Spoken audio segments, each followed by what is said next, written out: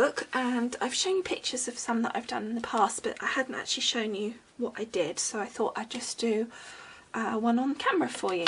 So the first thing I've done is I found some very heavyweight chipboard, and this was a piece of 12 by 12, and I have cut it down to 2 pieces of 6 by 8.5, which is basically A4 folded in half plus a little bit extra, so that when I cut my paper to go in the notebook, it's going to be a lot simpler because I don't have to waste loads of the normal paper. Now if you're in America and you've got your letter size paper, that's slightly different sizing, so I would suggest you fold that in half and then adjust, or whatever copy of paper you're going to use inside, fold it in half and adjust your sizing accordingly, but you'll get something roughly along these lines.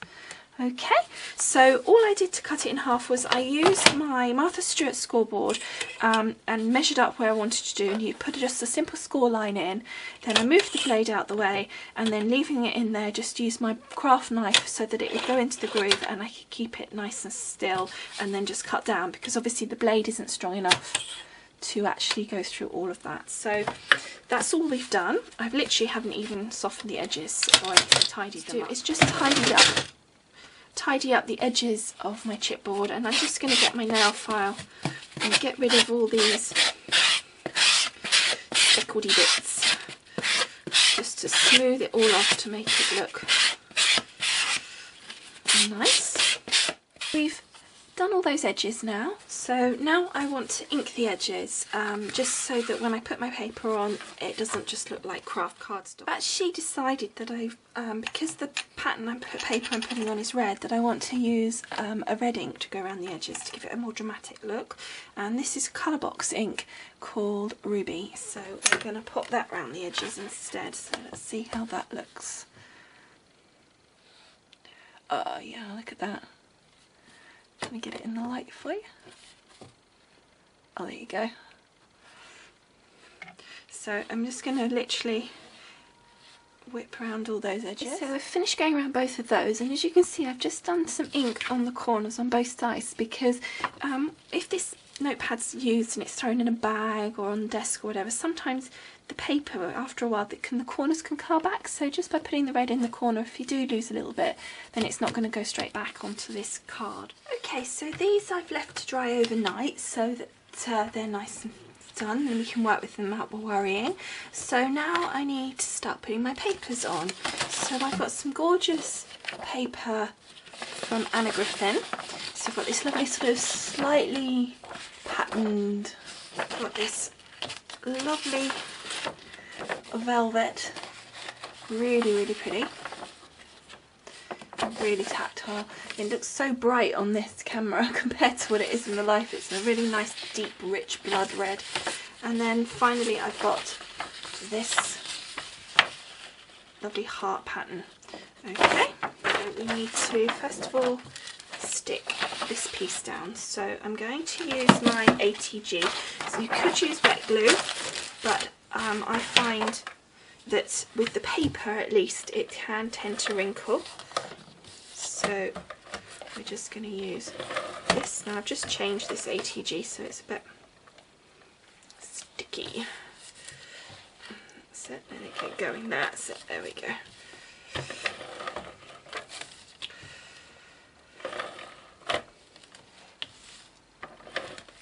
And just make sure you go right up to the edges, and I like plenty of adhesive on. I don't want my papers or anything coming off.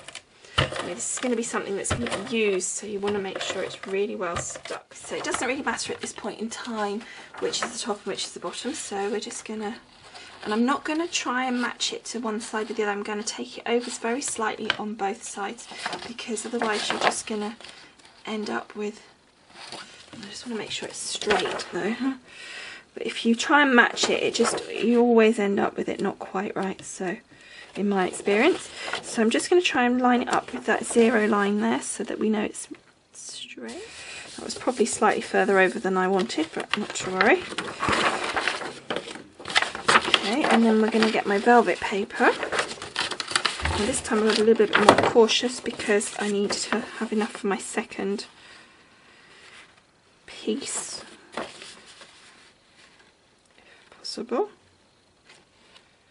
So I am actually going to try and line that one up this time and hope that I've got enough then for the back. Okay, so we've got our paper stuck down.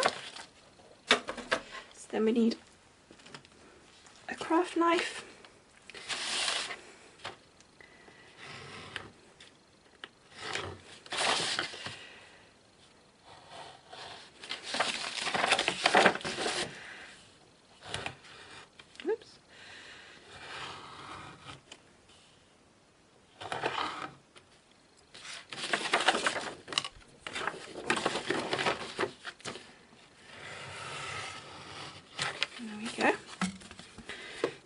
So that's stuck down and cut. And then I do just get my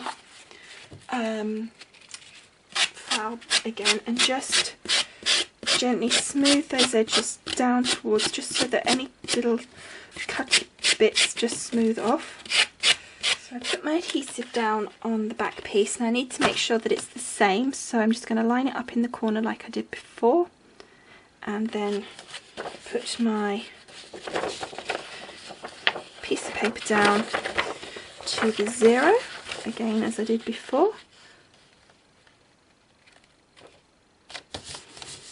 and then we take my velvet piece, and again I need to make sure it's the right way up because the pattern has to be the same direction, so we need to use the piece that we had here, and that should just fit.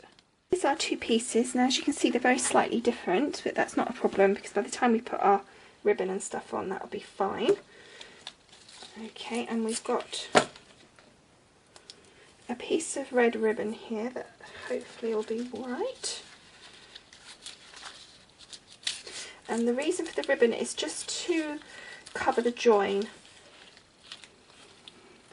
I really wanted this one because it's a better colour.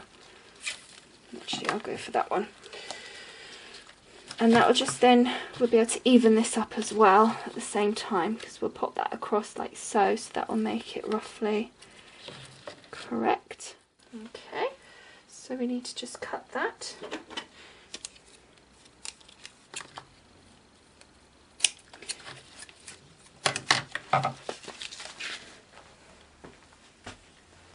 And what I want to do is put some adhesive on my ribbon, so I need to cut this into 2 first of all. My sticker maker, so that we can get it nice and sticky.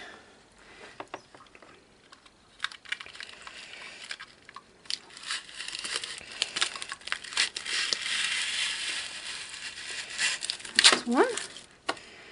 And then a second one. Hopefully it'll go a bit straighter this time. As long as it gets sticky, it doesn't really matter, but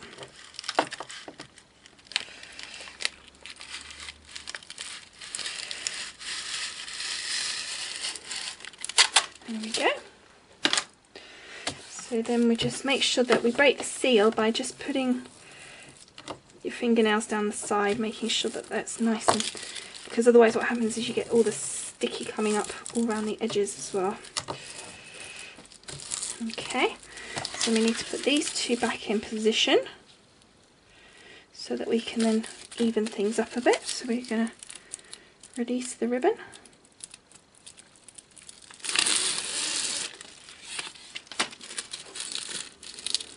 And that should have come off.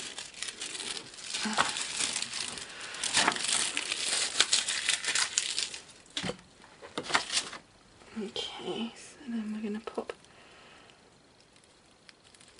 that one on the upper part of that line, like so. And then we're going to take the other one and put that on as well.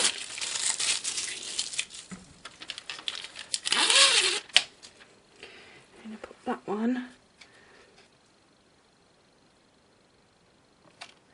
like that. I need to just move that out of the way. Okay, and then we'll pick those up, and fingers crossed they should now be even.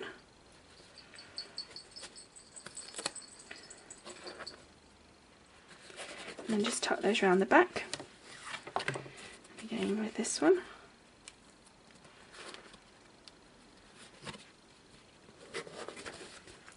And hopefully that's evened things off a bit. There we go. It's better. So then we're going to take that one and put it to one side. No, we're not. We're going to put our other pattern paper now on the inside. So we're going to take our heart paper and we're going to stick that down.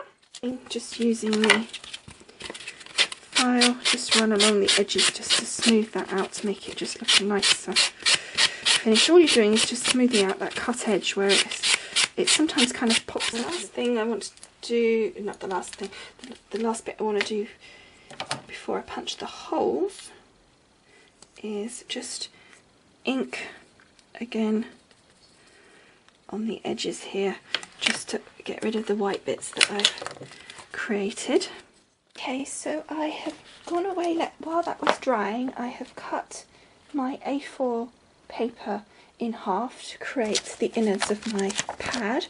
So now we need to work out exactly how to punch these to get them central. Now there's two sets of punches because and we need to make sure they line up and both are centralised, because the paper is very slightly smaller than the card.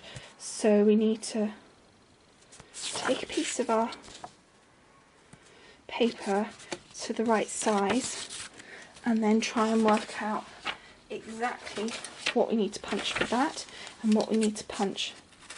So I'm just cutting that down so that we can work that out. Okay, so we just release this to the side. I'm using my cinch. So this is, the card is exactly 6 inches, so that one shouldn't be too difficult to do. And if you look across the bottom here, it says for inches, and if you have 6, you need to pull out peg number 12, which is already pulled out, so I pushed those other ones in, and that should then, when you punch, have a central amount of holes across your sheet.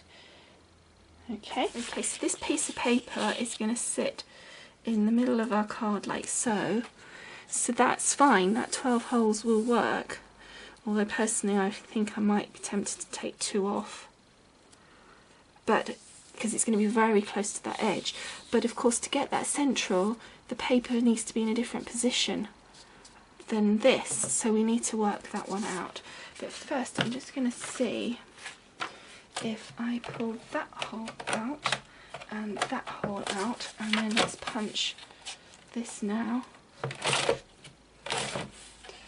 Now that gives us a slightly smaller set of holes, which gives us a little bit more room for error on our sheet of paper.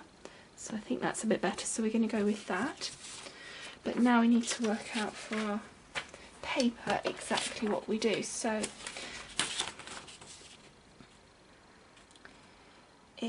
the paper is 5 3/4, which means it's about an 1/8 difference. So if you see here, if I punch this now, it's off to one side. So you can see it's not evenly punched. So when it goes in the book, it wouldn't be even. So we need to think about how's best to make this work, and it's to do with just fidgeting the holes around. So let's have a think. If we push this one in and pull that one out, that gives us the same number of holes. So I'm just going to fold the top of this over. But this is not going to be correct, I'm quite sure, but let's just see where we're out. Okay, so it's very far over now. So what we need is to move it that way. So to move it that way, we move this over very slightly. So if we move this, say, 1/4 inch, let's see if that makes any difference. There we go. So that's centralised it.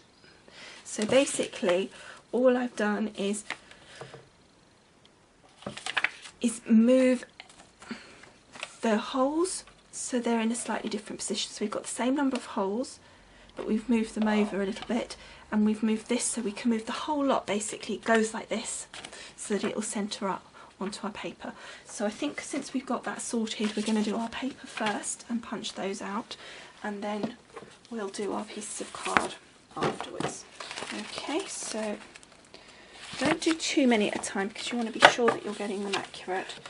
And don't now move this piece that we've got here, and then just punch down. And okay, I just punched this the first lot, and it was actually slightly wrong, and it needed to be an inch, sorry, 1/4 inch and 1/8 to make it in the correct position for our pad as per the measurements that we've done them. So half A4. There we go, that's better. So it's half A4.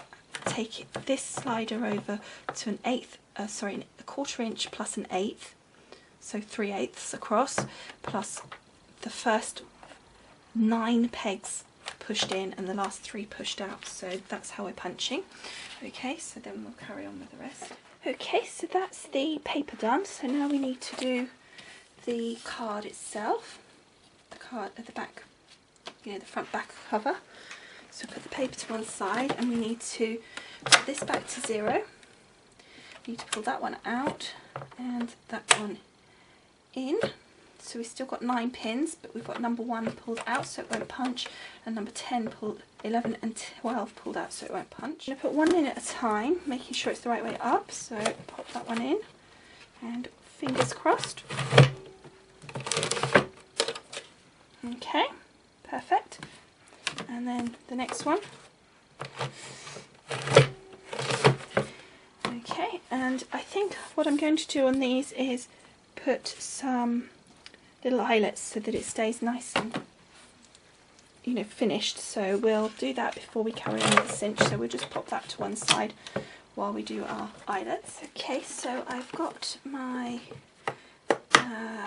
crocodile, and I'm going to use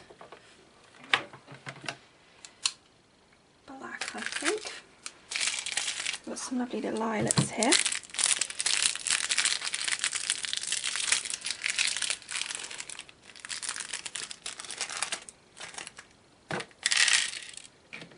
So I've already made the holes through the cinch, so we only need to put the eyelet into the hole, and then pop our crocodile in so that it's the right way up, and then squeeze, and then we've got a nice eyelet, and the other side doesn't look too bad either, so that's fine. So that's just going to give it a nice finish. So we're going to do all those, and then I'll come back. Okay, so that's those two with their eyelets done. So now I've got my wire to do, my ring binding, and I've got this red ring binding by Zutter, so I thought that would be really funky to have that. It's so in keeping. So we've got 9 holes, so we need 9 of these. 1, 2, 3, 4, 5, 6, 7, 8, 9. So we need to cut that about here. So we've got our piece of ring binding, so I need to put that to one side now. Okay, so we need to bring back our cinch. Put that over to the side. And then we need to put our rings on the side here, where you can hook them on. And I'm doing it off to the side so that I can easily put the papers down. Okay, so now I need to work out where the order that you put the paper and stuff on the hooks, because you have to sort of see the front. So this would be the booklet. I haven't quite finished decorating, but if you then take the back cover and flip it back on itself as if you've turned it around the rings, that will then put the join of the rings on the inside of the book rather than the outside, so where it can be seen, which isn't very nice. Okay, so you put right sides together, and it's a little bit more difficult to put on because of the eyelets. Now it'll be easier when you're doing it at home because I'm slightly off because I'm trying to work around the tripod, so it's more difficult for me to see, but you'll find it a lot quicker and easier when you're on. You sort of not have that in the way. Now on this side we've got the settings for the different wire depths. We're on a 3/4 inch, so that's correct. Just turn that around, and then we'll just come round to this side, pop our book in and gently squeeze. And I'm doing a little bit that side and then a little bit this side, just so we gradually close the binding. And if there's any bits that need just pushing down, that's not a problem, just sort them out. And then we've got a little bit of wire just poking out the edge there, so just use your wire cutters to tidy that up. There we go. So then you're just going to pull that round to the front and that round to the front, and we've got our book all bound up. So now we need to finish decorating the front. Okay, so now I'm going to put these lovely red voile organza flowers across this line here, and so we're just going to use some gel glue and stick those down. First of all, let's just work out how many, because I want them nice and tight.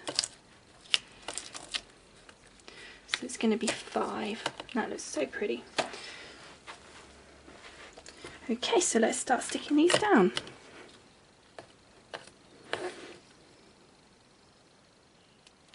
So I'm just using a little like spatula thing to put the glue on. Okay, I think I'm going to do just a little bit more. So it definitely sticks. And then we're going to do one the other end.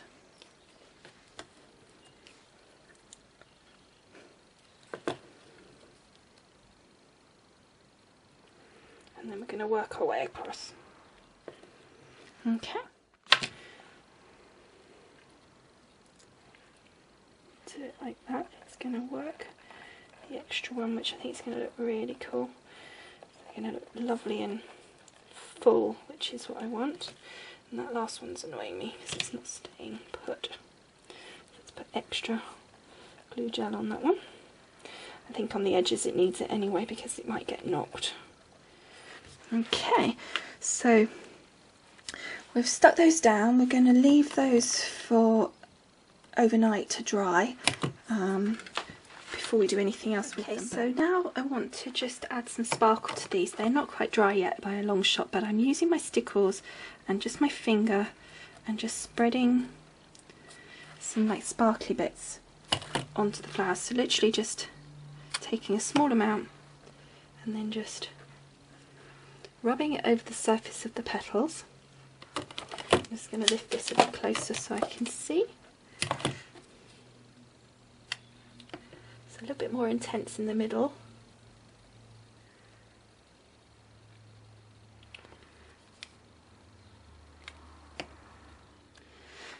Right, so that's that one done. Okay, so now we really do need to leave that to dry. See, I've just added a couple of little gems in the centre there to really just bling that up. So it's my book finished and on the inside, and so I hope you've enjoyed making this with me, and I'll see you again soon. Thanks for watching. Bye.